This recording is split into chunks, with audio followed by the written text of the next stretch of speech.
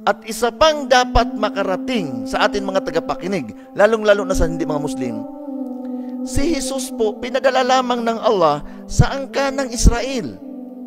Nagtataka po ako, maraming mga ngaral sa Christian na lagi rin nilang sinasabi, Jesus Christ sent only to the lost sheep of Israel. So napakaliwanag po pala.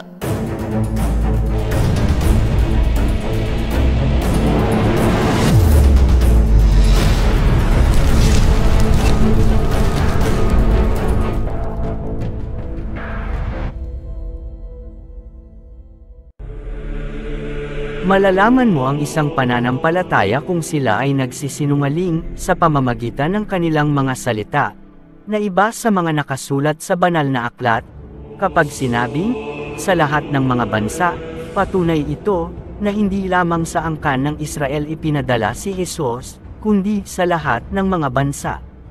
At ipangaral sa kanyang pangalan ang pagsisisi at pagpapatawad ng mga kasalanan sa lahat ng mga bansa, magbuhat sa Jerusalem.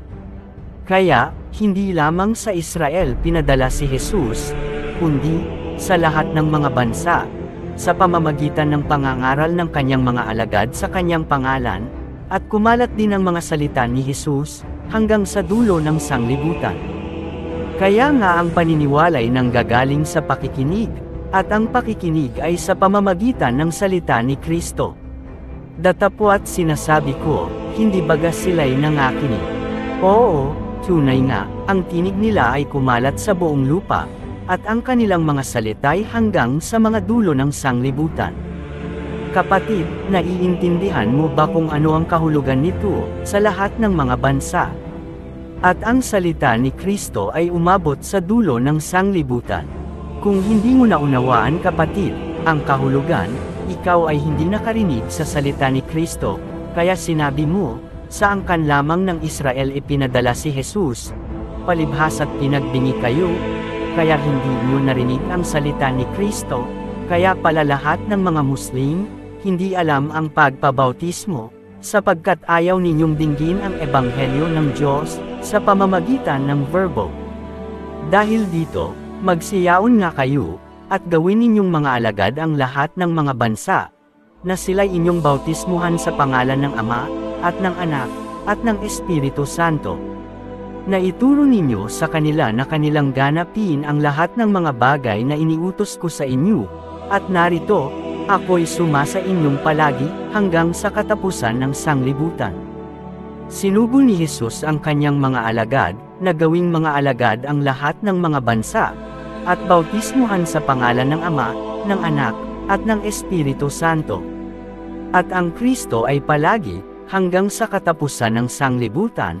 Paanong sa angkan lang ng Israel ipinadala si Jesus kapatid?